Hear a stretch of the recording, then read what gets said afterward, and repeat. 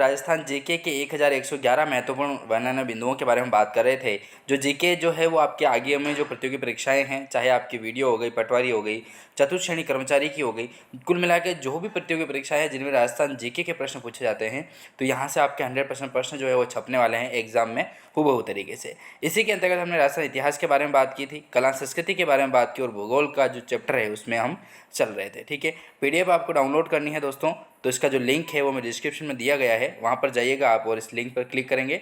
SK study academy का app जो है वो प्ले स्टोर पर ओपन होगा, उसको आप इंस्टॉल कीजिएगा और उसके बाद जाकर के इस पीडीएफ को डाउनलोड कर पाएंगे आप। ठीक है, पूरी की पूरी पीडीएफ डाउनलोड कीजिएगा। 1000 महत्वपूर्ण प्रश्न है दोस्तों। पीडीएफ यदि आप पढ़ेंगे ना तो आपकी जो तैयारी है वो एकदम पूरी की पूरी और अच्छे तरीके से हो पाएगी। ठीक है, तो चलिए इसी कड़ी में आगे बढ़ते हैं और 370 प्रश्न जो है वहाँ हमने कवर किए थे इससे पहले वाले वीडियो में। 371वां जो प्रश्न है, यहाँ से हमको आगे बढ़ना है और देखिए अब यहाँ से हम आगे बढ़ते हैं। राजस्थान के अर्ध शुष्क जलवायु प्रदेश में किस प्रकार की वनस्पति पाई जाती है दोस्तों?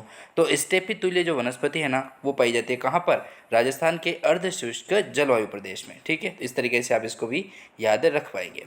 फिर अगला प्रश्न बनता है कि अरब सागरीय मानसून का सर्वाधिक ठहराव कौन से जिले में होता है? अरब सागरीय जो मानसून है उसका सर्वाधिक ठहराव अर्थात रुकाव जो है वो किस जिले में होता है? तो सिरोही में होता है दोस्तों। ठीक है, अरब सागरीय की बात हो रही है कि अरब सागरीय जो मानसून है उसके सर्वाधिक ठहराव अर्थात उसका जो सर्वाधिक लाभ है वो भी सिरोही में ही होगा। ठीक है, फिर अगला प्रश्न है कि थार्नथवेट जलवायु वर्गीकरण के अनुसार CAW जलवायु पाई जाती है। थार्नथवेट जलवायु वर्गीकरण के अनुसार CAW जलवायु पाई जाती है वो कहाँ पर? तो दक्षिण पूर्वी राजस्थान में पाई जाती है। ठीक है, इसको आप याद ही रखना पड़ेगा। और ये जो थार्नथवेट के जलवायु वर्गीकरण के जो वर्गीकरण दिया गया है राजस्थान के लिए इन्होंने, तो ये आपको कहीं ना कहीं याद रखना ही पड़ेगा क्योंकि कहीं ना कहीं एग्जाम में आपको पूछा जाएगा। और आप ये साथ है नहीं कि सिर्फ एक एग्ज़ाम देकर के क्वालिफाई हो जाएंगे, बहुत सारे एग्जाम भी देने पड़ते हैं, सब होता ही है जीवन में। तो इस तरीके से है। 374वां प्रश्न है कि राजस्थान में अति आर्द्र जलवायु जिला कौन सा है? तो वो झालावाड़ है दोस्तों। ठीक है, मैं आपको वापस बताना चाहता हूँ, आपको कक्षा 6 से 12 की राजस्थान जीके की जो पुस्तक है ना उसके महत्वपूर्ण जो प्रश्न है चैप्टर वाइज, उसमें आपको विषय वाइज तरीके से और टॉपिक वाइज तरीके से मैंने उसको छांट रखा है और 360 पेज की पूरी पीडीएफ है, वो आपको मेरे ऐप पर मिल जाएगी। उसके अलावा भी मैंने बहुत सारे नोट्स अपलोड कर रखे हैं, वो नोट्स भी आप डाउनलोड कर पाएंगे। तो वहाँ पर जाइएगा आप और उन ऐप के माध्यम से उस जो सीरीज़ है उस नोट्स को आप डाउनलोड कीजिएगा दोस्तों। ठीक है, वीडियो देखने के बाद की बात बता रहा हूँ मैं। ठीक है, एक बार आप वीडियो ज़रूर देखिएगा ताकि आपको पता पड़ेगा किस तरीके का जो जीके है वो पूछा जाता है। चलिए अगला प्रश्न बनता है कि राजस्थान में अरब सागरीय मानसून का प्रवेश द्वार किस जिले को कहा जाता है दोस्तों?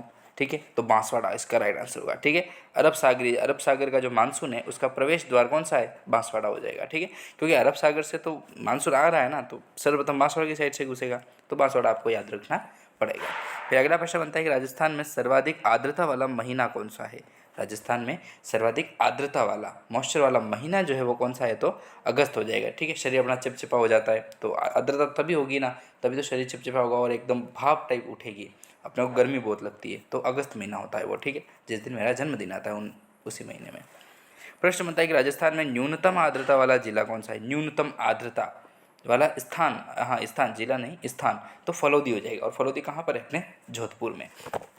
तो याद रखिएगा फलोदी जोधपुर जो है वो न्यूनतम आर्द्रता वाला स्थान हो जाएगा। अगला प्रश्न है कि राजस्थान में आंतरिक प्रवाह की सबसे लंबी नदी कौन सी है? तो घग्गर नदी है दोस्तों।